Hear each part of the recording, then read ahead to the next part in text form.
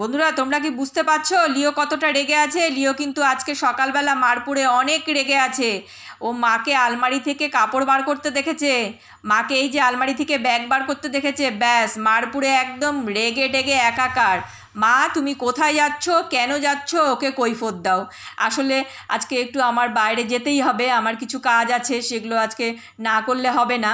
তাই জন্য দেখো একটু বাইরে যাচ্ছি, আর এই যে যাওয়ার আগে আমার সোনা বাবাকে একটু সুন্দর করে আদর করে দিয়ে যাচ্ছি। আর এই যে সোনা বাবা দেখো মন খারাপ করে থাকে। আগে যখন লিও ছোট ছিল তখন আমি যখন বাইরে একটু কোনো কাজে কর্মে বেরোতাম তখন কিন্তু লিও খুব কান্নাকাটি করতো, আর এখন কিন্তু সেটা করে না। এখন একটু বড় হয়েছে, ও বোঝা শিখছে যে মা কোথাও একটু বাইরে যাচ্ছে, মা তো আবার চলে আসবে। তো আমি এই যে যতক্ষণ মনে করো বাড়ির বাইরে থাকবো ততক্ষণ কিন্তু লিও চুপ করে বসে থাকবে, একদম মুখে একটা টু শব্দ করবে না, মানে অপেক্ষা করে বসে থাকবে কতক্ষণে আমি বাড়ি আসবো। সংসারের প্রয়োজনের তাগিদে আমি একটু বাইরে বেরোই, তাছাড়া কিন্তু তেমন আমি একটা কোথাও যাই না। আর দেখো আমার কারণ লিওকে রেখে আমি কোথাও যাব এটা আমার পক্ষে সম্ভবই না। আর ওর বাবা দাদা ওরা আমাকে বলে যে যাও তুমি কোথাও গিয়ে ঘুরে আসো, আছি আমরা দেখবো লিওকে, কিন্তু আমার পক্ষে সেটা সম্ভব না। তোমরা বললে হয়তো বুঝতে পারবে কি না, আমি এই ব্লগ বানাচ্ছি তাই জন্য বলছি তা না। আমি লিওকে রেখে এক বেলার জন্য কোথাও গিয়ে থাকতে আমার পক্ষে সম্ভব না, কারণ আমার মাথার মধ্যে সারাক্ষণ লিওই ঘুরতে থাকবে। লিও খেলো নাকি, লিও কি করলো, হ্যাঁ এই এক দুশ্চিন্তা আমাকে কুড়ে খাবে।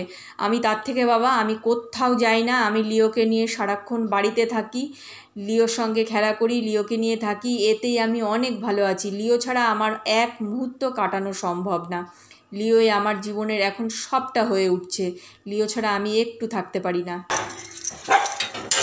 চলে আসি, চলো চলো চলো, আস্তে আস্তে দাঁড়া, গেটটাকে বন্ধ করতে দে। দাঁড়া রে পাগল, দাঁড়া, বাপ রে বাপ। বারান্দায় বারান্দায় চল চল চল চল চল। ওরে বাবারি ওরে বাবারি ওরে বাবা। হ্যাঁ হ্যাঁ চলে আসি চলে আসি চলে আসি তো চলে আসি। বাবা বাবা বাবা, কোথায় গেছিলাম কোথায় গেছিলাম? মা তুমি কোথায় চলে গেছিলা? রোডে চলে গেছিলা? কেন চলে গেছিলা? কেন চলে গেছিলে আমাকে রেখে? এই যে কাজ ছিল বাবা, তাই চলে গেছিলাম। ওরে সোনারে ওরে সোনারে, এই যে চলে আসি চলে আসি চলে আসি চলে আসি চলে আসছে মা, চলে আসছে। কি আনন্দ কি আনন্দ। হ্যাঁ হ্যাঁ চলে আসি বাবা, আমার সোনা বাবা। ওরে বাবা, কেন গেছো কেন গেছো? চলে আসি চলে আসি চলে আসি।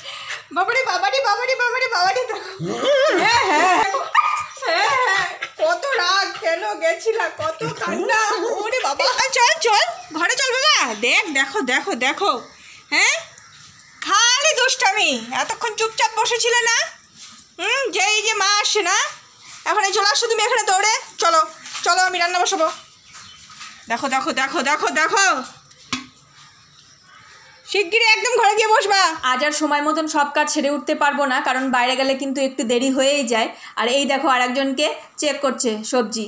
মা তুমি কি রান্না করবা, ওকে সবটা বলো। যদিও বাড়িতে এসে আগে ভাত ডাল আর লিওর মাংসটা নামিয়ে ফেলেছি, কারণ দেখো কাজের যতই দেরি হোক লিওর সবটা কিন্তু সময় মতন।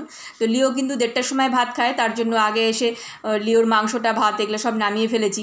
আর এই যে 1:30টার আগে যতটা কাজ আমি এদিকে সেরে ফেলতে পারি, কারণ লিও তো মানে খাবারটা দিলাম আর পটাপট খেয়ে নিবে তা না, ওকে বসে আমাকে খাওয়াতে হবে, ওখানে অনেকটা সময় লেগেই যায়। ওই জন্য আমি তাড়াতাড়ি করে এদিকে কাজগুলো সেরে ফেলি। আর এদিকে দেখো মানে গাড়ির আওয়াজ পেয়েছে, ঘরের থেকে ছুটে চলে আসছে, বুঝতে পেরে গেছে বাবা বাড়ি চলে আসছে। আগে এসে গেটের সামনে হাজির, তারপর ওর বাবাকে এই যে শাটারের চাবিটা দিলাম। আরেকজন কিন্তু বুঝতে পেরে গেছে বাবা এখন গাড়ি গ্যারেজে ঢুকাবে, ব্যাস এই দেখো ছটপট শুরু, মানে এখন বাইরে বেরোনোর চেষ্টা। বাবা তো গাড়িটা গ্যারেজে ঢুকায় দিলে আর আমাকে নিয়ে ঘুরতে যাবে না, মানে বাবাকে বলো আমাকে নিয়ে আগে ঘোরাক, তারপরে বাবা যেন গাড়ি গ্যারেজে ঢুকায়। মানে খুব চালাক জানো না। আর এদিকে ওর বাবাও তো ওর চিৎকার চেঁচামি শুনে একদম সেটা আর পারে না, যে আমাকে বললো যে না তুমি আগে ওকে গাড়িতে উঠিয়ে দাও, আমি আগে ওকে একটুখানি ঘুরিয়ে নিয়ে আসি, তারপর গাড়ি গ্যারেজে ঢুকাবো।